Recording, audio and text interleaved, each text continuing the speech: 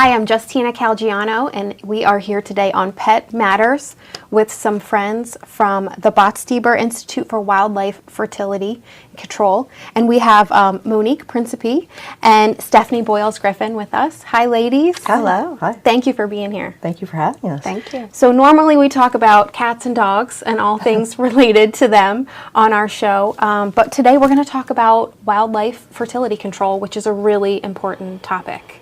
I want to start out by just getting a brief history of the Institute. Could you share that with us? Sure. The Botstiber Institute for Wildlife Fertility Control, it was established in 2016 as a partnership between the Dietrich W. Botstiber Foundation, which is located locally here in Media, Pennsylvania, with the Humane Society of the United States. And it really has an educational aim. And it seeks to advance the knowledge and acceptance of wildlife fertility control as a optional management tool for managing wildlife populations. Okay, great. So the main issue here that we want to talk about is fertility and fertility control. So what does that mean to kind of the general public here? So the field of wildlife fertility control began with the attempt to resolve conflicts between humans and wildlife in a more humane, non-lethal, and publicly acceptable way. So two things are happening. We have humans expanding into areas that are populated by wildlife through urban development, urban sprawl, and So when that happens, there are inevitably going to be conflicts between wildlife and humans. So we use deer as an example. So deer are now coexisting with people in areas like Lower Merion and Media and Radnor, and they can cause conflicts between us and them. But there is a high level of desire by the public to have a humane, non-lethal way of managing their populations. So in the past, culls have been done to manage these populations. The problem is they're highly controversial. They're short-term fixes because the population quickly rebounds, and I'm talking about deer specifically, but that tends to be the case in a lot of situations where you're trying to manage wildlife populations simply by killing a few of them every year, and then the population bounces back. So the idea is to use wildlife fertility control in concert with site-specific mitigation strategies to create sort of a comprehensive way of managing wildlife conflicts so that we're promoting coexistence with these animals that the HSUS refers to as our wild neighbors. We want to engender sort of the idea that, that we're sharing this world with these animals. They're attempting to adapt to changes that we're making to their environment, and so we want to do what we can on our part to be attempting to coexist with them as well. Absolutely. It's really important work that you guys are doing, and it's very appreciated. So you'd mentioned site-specific mitigation. Can you talk to me a little bit more about what that means for someone like me? Sure. And I'll use deer again just because I'd like to use an animal that people can sort of relate to. So with deer, the most common complaint with deer and homeowners, private property owners, is having them forage and damage ornamental shrubs, annual and perennial plants. So a couple of the site-specific mitigation strategies that we encourage are to either deny access to those areas where those ornamental shrubs, those desirable plants exist, or to make them unattractive to them.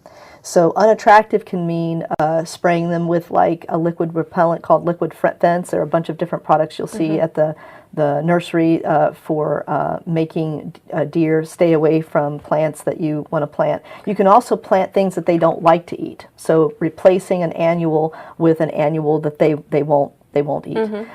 So those are two. And then of course a really obvious one is exclusion, either building fences around large pieces of property that deer cannot jump or find a way to get through, or actually keeping some sort of exclusion device around a particular plant that you want to protect. Some people will see the little, almost looks like baskets over pansies. Pansies are like candied to deer. Are they? And so people either treat them with liquid fence, or they'll put something that you really can't see. It's almost transparent until you get close to it, but it's something that the deer will not try to eat through. Okay. So from a distance, you can't see it. People can enjoy and benefit from the plants being there, but you don't have to worry about spending a tremendous amount of money only to have them gone the very next day, because they will if a deer finds them, and there's not a reason for them not to eat them. They think that they're there for them, that you've left them a little gift there. Right. So we have to find a way. With site-specific mitigation strategies, you're really trying to communicate with an animal like a deer, and the only way they can understand, let them know you don't want them there, or you don't want them eating that thing. Sure. So it's an invitation, and we're giving them an invitation to come into our backyards by planting all these wonderful things that they like to eat. They don't understand that we don't want them there, so we either have to keep them from coming in, or we have to make it undesirable for them to eat it. And although we're most familiar with deer in this area, almost every community throughout the world has their own version of deer that they're dealing with every day. Right. And I was amazed to find out when I learned more about these efforts that there are so many people in communities all over the world dealing with these issues with different species. In Europe, they're dealing with wild boar that are, coming into their communities. We have wild horses that roam our western territories of the United States. Sure. So, although kangaroos in Australia, and that's very surprising that kangaroos are. So the public's perception of deer in places like Pennsylvania, it's very similar to places like Sydney, Australia, with kangaroo. It's almost like kangaroos are their deer issue, and people are grappling. That's their nation's animal. And in addition to animals that are so iconic like the koala, and they're doing contraception with both of those animals in order to mitigate conflicts between them and humans. If you can imagine that people have conflicts very similar to deer with kangaroo and koala, and it's a situation that we've created by expanding our communities into their territories, and now we have to learn how to live together peacefully. Right. How do we coexist? Right. So, what do you guys say when the topics come up of very angry people who are very angry at the deer, and they just want to do perhaps some lethal methods? How do we change those conversations? Right. I think it's tough because I sympathize with them. They spend hard-earned money to make the outside part of their homes beautiful. And they don't want the deer coming in and eating. But as I said before, the problem is the deer don't understand that. Right. You have to speak to them in a way, or communicate with them in some way, in a way that they understand it's going to be effective for you. The other thing that I emphasize is that killing a certain number of the animals isn't going to necessarily eliminate the animal that's coming into your community and eating your plants. So it's really best for you to be implementing these site-specific mitigation strategies, number one, because it's the most effective way for you to protect your property and to let the deer know they're not welcome and that you don't want them eating these plants if that's something that's important to you. But number two, when these programs, because we're living in a society where people are becoming much more mutualistic in their accepting of these animals. These programs can be really controversial and polarizing in communities where they're conducted. And so for that reason, this approach for communities that are trying to keep peace, not just with the deer, but within the community, with each other, they try to find a way to mitigate the damage that's not going to cause even more problems within the community with people just getting along, because the issue itself can be so polarizing. Absolutely. People really, really love deer. Even the people that have problems with them, they don't necessarily want them to be killed. They want the problem solved, and they think that that's the only way to do it. And one of our jobs is to educate people, number one, that there are things you can be doing first to do site-specifically around your property that will work, and they're far more effective than doing any form of population control if that's the problem. But then also, if it's way too controversial to do a cull, and it may not be effective over time, because like I said, you have to keep doing it over and over again in order to keep the population down. considering a fertility control program as a component of an overall deer management conflict management plan is a better approach. Okay. Well, can we talk a little bit about that fertility control? And I know you said the contraceptive program for deer, because that's the one that's affecting our area the most. Right. So what are first steps that folks should take? Should they reach out to you? They can reach out to the Botstiber Institute for Wildlife Fertility Control. They can reach out to the Humane Society of the United States. One really exciting thing that our group and our urban program has just developed is a framework that community leaders and communities in general can use to start the process of actually developing the deer conflict management plan. That's the most important thing, because not all the communities are the same, and it's really important to get a sense of what the conflicts are and figure out what the solutions that could be used to resolve them before you even start talking about managing populations. Because like I said, you could have 20 deer in a community where that's more than enough habitat and space for them, but if nobody is protecting their plants and flowers that they don't want to have damaged, you're not going to solve the problem by simply killing a few of them, because the ones that remain will come and continue to quote unquote damage the property. They're going, like I said, they're just responding to an invitation that we're providing. Sure. So that's one of the reasons we really strongly encourage before people even think of any sort of population control. Okay. Think about site-specific mitigation, and think about creating a plan that has a lot of stakeholder engagement involved in planning it, so that you have consensus that when the plan is implemented, everybody's on the same. So it's really inclusive. Community leaders getting everyone that has a different kind of stake or vision for how they think the deer population should be managed or how conflict should be mitigated to be a part of the building process for that plan, so that when you're ready to implement it, it's not a surprise. It's been transparent. It's a transparent process. Everybody is invited to be a part of it. And it won't be as polarizing. No matter what they decide to do, everyone will be able to say, yes, I had an opportunity, and this is what's good. It's not going to work for everybody. There's always going to be somebody that disagrees, but you get the majority of the people in consensus on what the plan is going to be going forward. Okay, that makes a lot of sense. So what are you guys doing in our backyards now to help maybe control the population? Because I imagine you guys are probably doing a lot of work behind the scenes, right? Well, we like to educate the public about wildlife fertility control in general, to give them an idea that there is something out there besides traditional means. And so we host events, seminars, workshops, conferences, and we find it's very helpful to convene people with wildlife biologists, scientists, to get the facts out and to have people collaborate and discuss these matters. So we're proponents of doing a lot of events, and we in fact want to hold something locally in the Philadelphia area on deer and human conflict management in the near future. Okay. So that's one of the ways. And just to educate people in general, our website contains a lot of information on previous presentations that we've hosted, webinars that we hold, that really just get the word out and get people thinking differently and how they can affect their communities. Great. Okay. Can you share that website with us just so we can direct folks there? It is wildlifefertilitycontrol.org. Great. Okay. Now, what are some of the other species that you guys are dealing with in terms of trying to control the populations there? So some of the partners that we work with, people that serve on our advisory board or experts in the field of wildlife fertility control. So we have folks that are working to manage wild boar with fertility control all over the world, not just in Europe, but in the U.S., in Asia, and in Africa. Also in Africa, a team with the HSUS's affiliate, our international affiliate is the Humane Society International.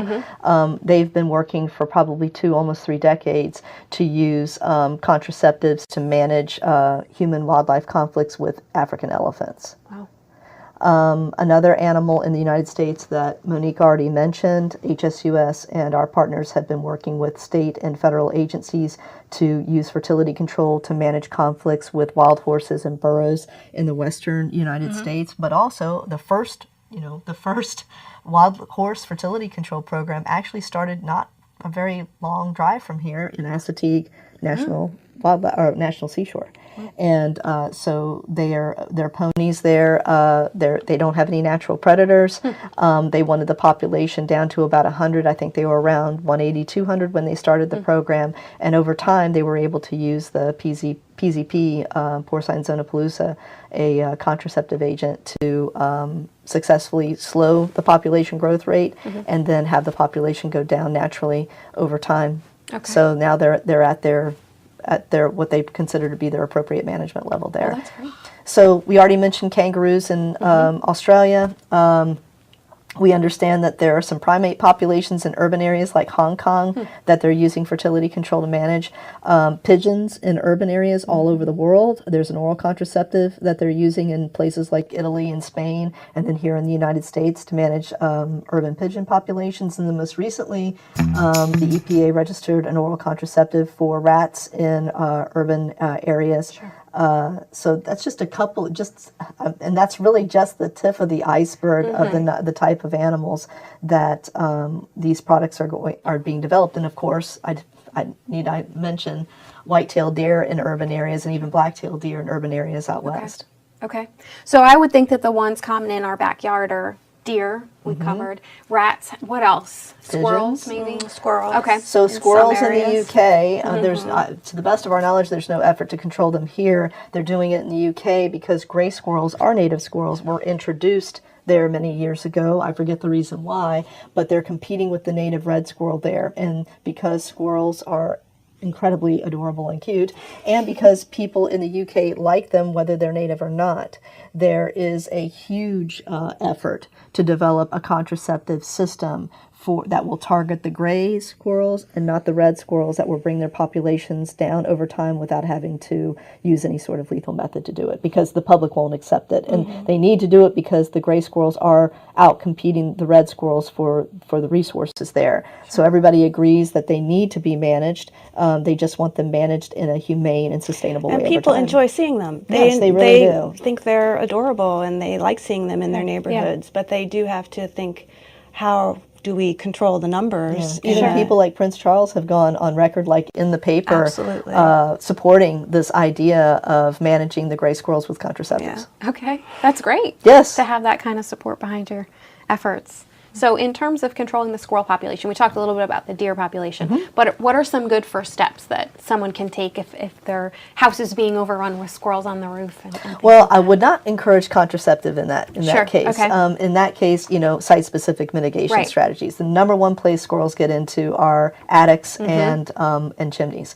So if you haven't done it already, please get a chimney cap for your chimney. Okay. Make sure there's not a squirrel or a raccoon or a possum or some chimney swifts in there first before you do it. So maybe wait till the fall if you're not in a hurry.